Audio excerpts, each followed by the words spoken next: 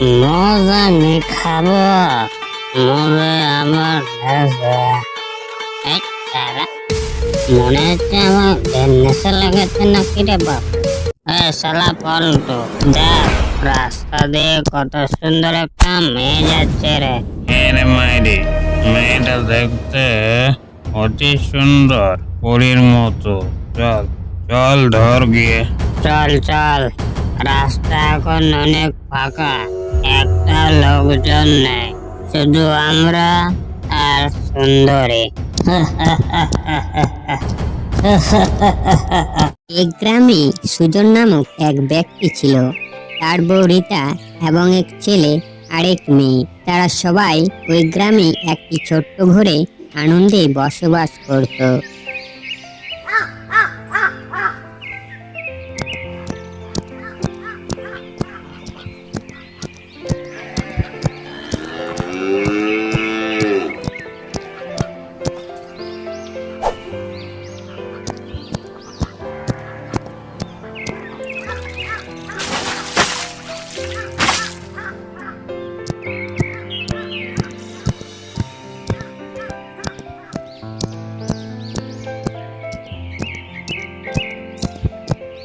ও বউ, কাপড়গুলি ধরো।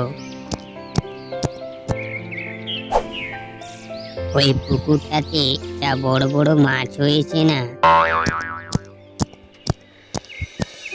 হ্যাঁ গো বউ, খাবার হয়েছে। আর ছেলেগুলোকে দেখতে পাচ্ছি না, তারা বুঝি ঘুম থেকে এখনো উঠেনি? হ্যাঁ গো, তারা ঘুম থেকে এখনো উঠেনি। এত বেলা হয়ে গেল আর এখনো তারা শুয়ে আছে। কত ছেলে বাইরে খেলা করছে আর তারা শুয়ে আছে। না না না, ছেলেগুলো দিনকে দিন খারাপ হয়ে যাচ্ছে বউ। রতন, সুমা, তোরা ঘুম থেকে কখন উঠবে? সূর্য মামা উঠে গেছে তো।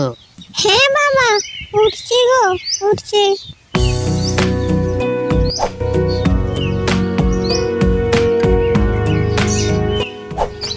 টিফিনে কম ভাত ভরেছো তো বউ? না হলে কালকের মতো আজকেও না কুকুরকে দিতে হয়। হ্যাঁ গো হ্যাঁ, কম ভাতেই ভরেছি। ঠিক আছে বউ, আমি যাচ্ছি তাহলে। ছেলেগুলোকে স্নান করে খাবার খাইয়ে তারপরে স্কুলে পাঠাবে কিন্তু।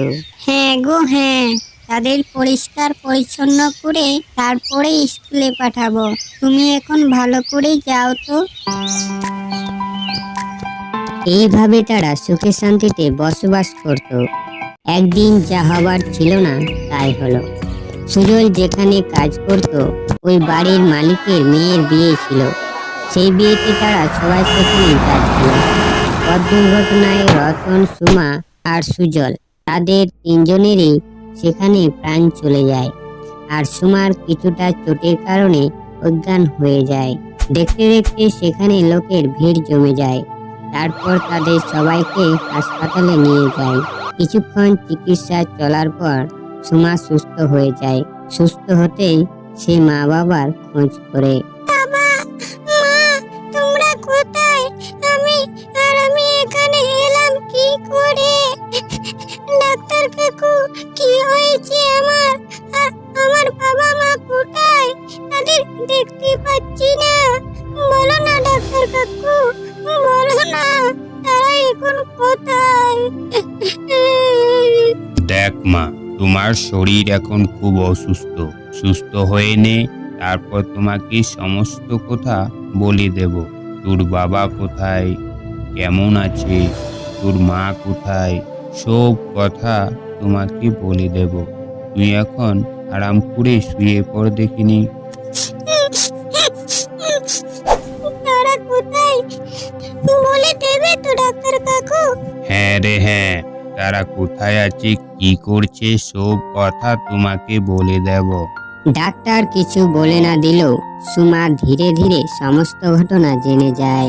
বাবা, মা, আমাকে একা করে কোথায় চলে গেলে গো? আমি এখন কাকে বাবা আর মা বলে ডাকবো গো? আমি এখন কার সাথে ঘুমাবো মা? আমার ছোট্ট ভাইও তো আমাকে ছেড়ে চলে গেছে গো মা। ও আমার ছোট্ট ভাই রে, আমি এখন একা কি করে থাকবো? গ্রামের কিছু লোক গিয়ে সুমাকে চুপ করে। দেখ মা, যা কিছু হবার হয়ে গেছে, তাছাড়া তো কান্না করলে তারা আর ফিরে আসবে না, আর বেশি কান্নাকাটি করলে তারা শান্তিতে থাকবে না। সেই জন্য বলছি মা, কান্নাকাটি না করে আনন্দে থাকার চেষ্টা করো। দেখবে তারা যেখানে আছে না কেন তারাও শান্তিতে থাকবে। তাছাড়া তোমার কোনো কিছু হয়ে গেলে আমরা আছি তো, আমরাও তো তোমার মায়ের মতো। সেই দিন থেকে সুমা বাজারে গিয়ে ভিক্ষা করত, আর তার কোনো কিছু ঘটনা হলে গ্রামীণ লোক তার পাশে দাঁড়াতো। এইভাবে বেশ কিছুদিন চলে যায়। সুমাও এদিকে ধীরে ধীরে বড় হয়ে যায়। একদিন সুমা বাজার থেকে ফিরতে কিছুটা অন্ধকার হয়ে গিয়েছিল। কিছুটা বদমাশ লোক তাকে দেখতে পায়। তারা সবাই কিন্তু নেশার অবস্থায় ছিল। মজা নিয়ে খাবো, মনে আমার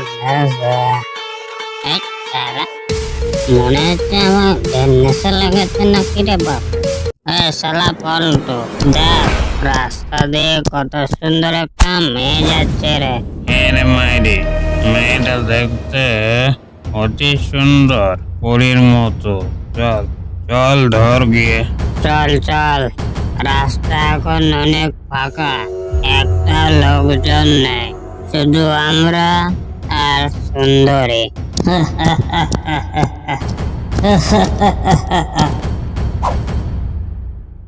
সুমা তাদের কথা শুনতে পেয়ে জোরে জোরে দৌড়াতে লাগলো। ওই বদমাশ লোকগুলিও সুমার পিছনে পিছনে দৌড়াতে লাগলো।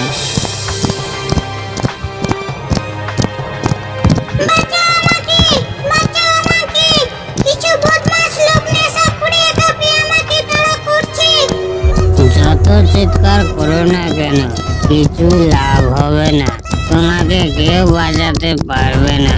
সুমার চিৎকার শুনে একটা পুলিশ সেখানে পৌঁছে যায়। পুলিশকে দেখে তারা সবাই সেখান থেকে পালিয়ে যায়।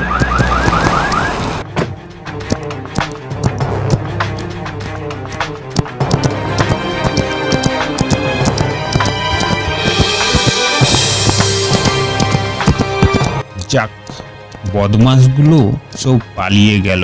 ধরতে পারলে না, পা হাত ভেঙে টুকরো টুকরো করে দিতাম। দেখ মা, অন্ধকার হয়ে যাওয়ার আগে বাড়ি চলে যেতে হবে। রাত্রিতে বাইরে থাকা যাবে না।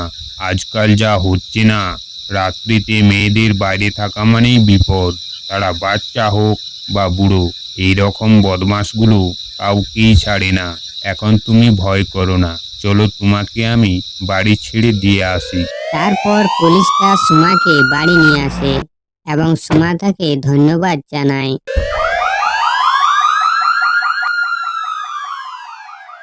সকালে গ্রামের লোক এই কথা জেনে যায় এবং গ্রামের লোক দেখছে সে এখন অনেক বড় হয়ে গেছে, তাকে আর বাজারে যেতে দেওয়া যাবে না। সেদিন থেকে গ্রামের লোক সুমাকে গ্রাম থেকে বাইরে বেরোতে দিত না এবং কিছুদিন পর একটা ভালো ছেলে দেখে সুমাকে বিয়ে দিয়ে দেয়। হ্যালো বন্ধুরা, আমার যত দিদি বোন এবং মায়ের মতো মহিলা আছেন ওনাদেরকে বলতে চাইছি, অন্ধকার হলে দয়া করে ঘর থেকে বাইরে বেরোবেন না। রাত্রিতে কোনো কাজ থাকলে সেই কাজ ঘরের কোনো পুরুষকে দিয়ে কাজটা করে নিবেন। আমি জানি আমি ছোট ইউটিউবার, কিন্তু কিছু কিছু লোক আছে আমার কথা মনোযোগ দিয়ে নাও শুনতে পারে। কিন্তু বন্ধুরা, আমি কোনো খারাপ কথা বলছি না। ভিডিওটা ভালো লাগলে দয়া করে লাইক, শেয়ার এবং চ্যানেলটা সাবস্ক্রাইব করে দিবেন, যাতে আমরা আরো নতুন নতুন ভিডিও তৈরি করতে পারি।